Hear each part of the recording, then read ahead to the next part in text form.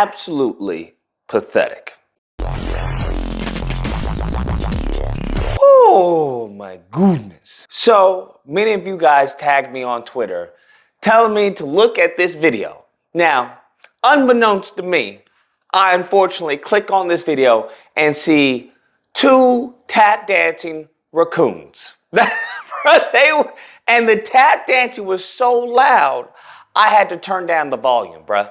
I had to turn it down because it was about to blow out my eardrums. You have the Hodgetwins, okay? People who are into fitness and then decided to make a career being Sambos, okay? Being tap dancers for the white Republican Party. That's, in a nutshell, who they are. Damn. And these individuals go out of their way to interview David Duke. Now, I want people to understand, when it comes to Democrat versus Republican and all that, this is the final destination for a black conservative. I'm gonna repeat that again. This is the final destination for a black conservative. There is no being on the cabinet, right? Like Brian Donalds, Tim Scott, and the rest of the goofies. There is no you being a VP like they promised Tim Scott. Tim Scott and his fairy self had to go out and rent a girlfriend, okay? He had to go out, get an Uber. He Uber Eats his girlfriend, talking about, hey, this is my girl. You know, we've been together. You couldn't describe the female genitalia if I paid you $1 million. Get the hell out of here, Tim Scott. Then you had Brian Donalds who was talking about, oh yeah, I've been tapped for a VP. You know, I'm not going to tell you about them conversations. All at the end of the day to have egg on their face.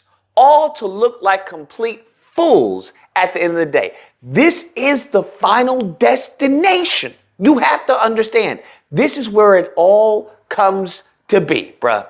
You go through all this. Look at Candace Owens. Coon Owens, as I refer to her. What do I say? The final destination. This is the final destination. What I believe Neely Fuller says that, hey, white supremacy breaks her tools, always breaks her tools. This is the final destination. And I'm listening to these guys because I didn't watch the show. Best believe I didn't watch it. I'm not giving them a view. You can kick rocks, okay? Pound sand, as far as I'm concerned. But I want people to think about this, that if we didn't have this bickering about, oh, they Akata or they tethers and this is FBA and this Zeta, if we were all on code, these individuals, raccoon number 1 and raccoon number 2, they would cease to exist, just so we're clear. They wouldn't be having a platform like this, spreading anti-black hatred, making us look like fools to everyone else in this country. This would no longer cease to exist because there would be no one who would be willing to platform such nonsense. If we were on code. I just want to put that out there. In the meantime, between time, y'all can go ahead, continue on arguing whether or not Kamala Harris is black or not. Continue on. Pathetic. I say that to say this, because what they are doing is trying to humanize white supremacy. They asking him, well, I wanted to hear from the horse's mouth, right? I wanted to hear who you are from yourself. Like, who do you think you are, Mr. David Duke? So you've been banned on all these platforms, so everybody else gets to tell us, like, who you are. So the whole point of having you come on the show, I want to know who you were from you, directly from your mouth. Nigga, please. And I want you to understand, now I really get why, when it came to the left, because I used to think when people were talking about, oh, that's irresponsible platforming, like, what are you talking about? You're just a goofy. Get the heck out of here, man. But now I actually understand. My eyes have been opened. Now I understand what they mean by irresponsible platforming. Because if you have someone who is gullible, who is naive, who is lost, like many people are, and they hear someone and they are humanizing the Klan, talking about, hey, this was never about harming black people. This was about protecting white people. This was actually about protecting the country. Okay, that's what this was about. You have to understand, we never meant for any of that to happen. If they go so far as to humanize this monster, this absolutely diabolical person, and what he is trying to, the message that he is trying to propagate to the masses, then we will have a problem. Then it won't be an idiot, right? We won't have not idiocracy. We will have freaking Nazi idiocracy. Okay, I don't know if you happen to know, but Nazi idiocracy is way worse than regular idiocracy, just so we're clear. Damn. That's why it's so important that if you were to have an interview, God forbid, but if you were to have this conversation, that you would have to be on his butt, bruh. Pause. You would have to, as far as refute and rebut everything and anything he said with facts and evidence. Because rest assured, he is going to frame it in a light that makes it seem that it's just a noble cause. The words that are coming out of his mouth are no different from the words that are coming out of the white Republican Party. And that is, hey, we are being attacked. We are being vilified. White men are under attack. White people are under attack. Duke, who campaigns against affirmative action and welfare mothers, claims that Johnston was once a segregationist. He still seems to be for racial discrimination. Only now it's against whites instead of blacks. This is the same propaganda that they are using, that they use this election to get Trump into office. This is the same propaganda that they are spewing to the masses that is going to harm and ultimately destroy this country. Because if you have a group of people who have never had the same history as far as Black Americans, but then want to try and bandwagon onto the oppression, onto the subjugation that happened to us and our ancestors, that is currently happening, if they now want to try and say, well, it's happened to us as well, we are in for a world of hurt, bruh. We saw a little ounce of that on January 6th. Bruh, if they go full retard, bro, this country is cooked. Everybody knows you never go full retard. And I want to put this out there because they mentioned something that I think is very humorous in my opinion.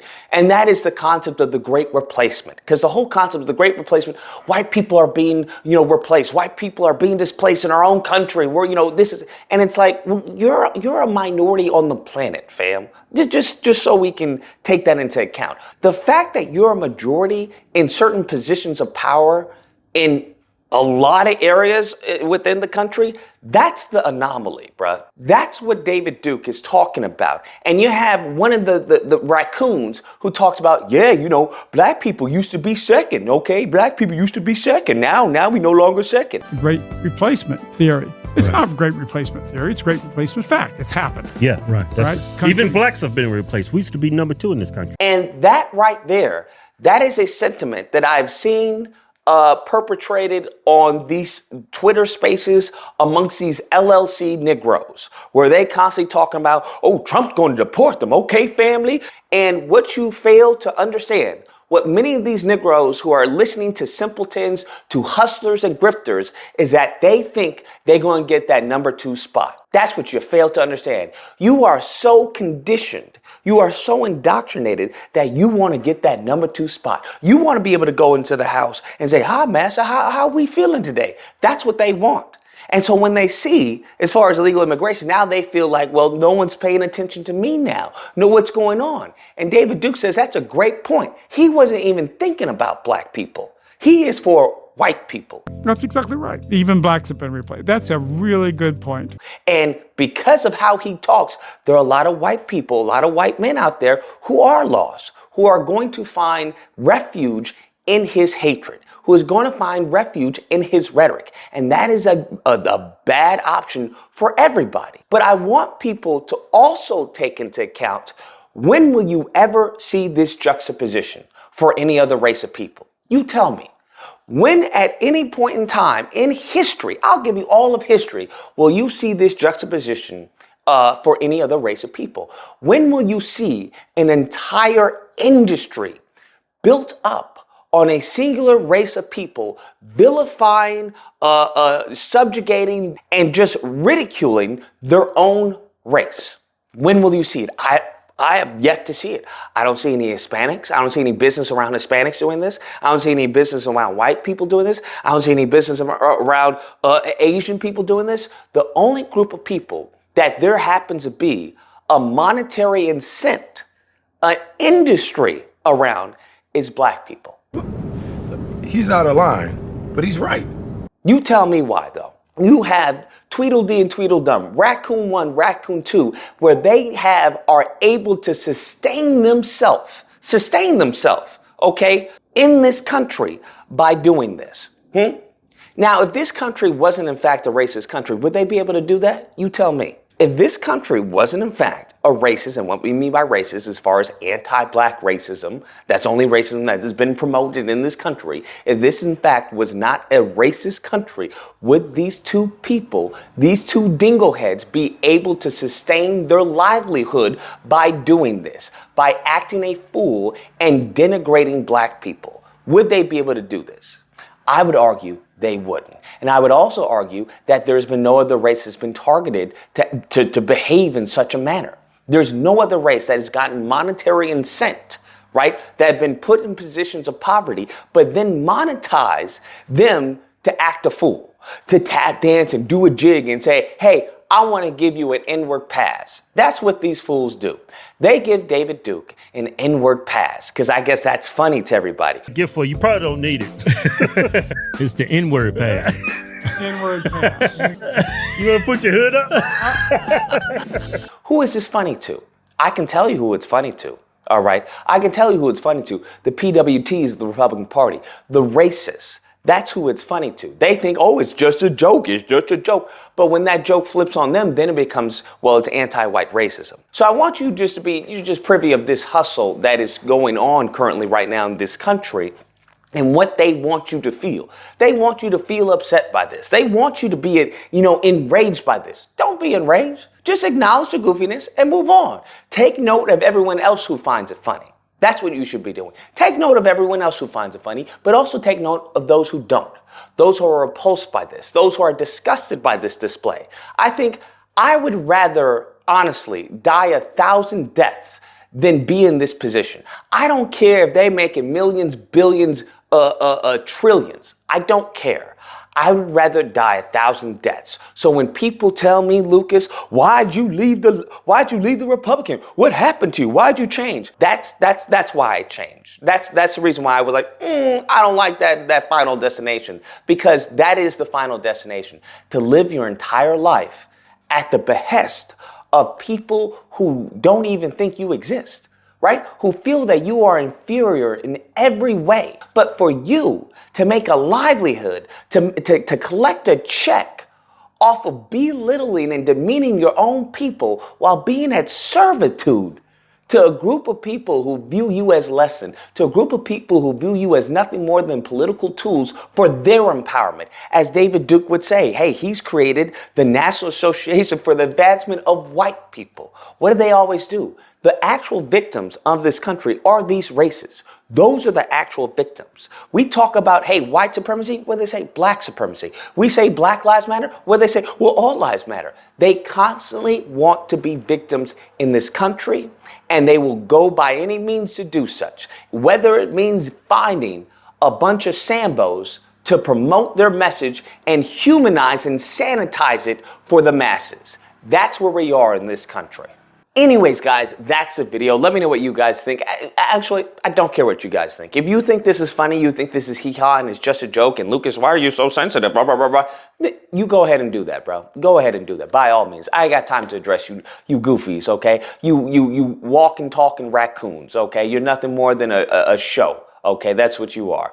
Nevertheless, if you happen to disagree, you know where to find me Friday through Sunday. You can call in and we duke it out. Otherwise, I hope you guys enjoyed the video. If you did, please feel free to like, share. Let me know what you guys think. Leave a comment and subscribe. And that fun stuff. Till next time, guys, be amazing. That's exactly right. Even blacks have been replaced. That's a really good point.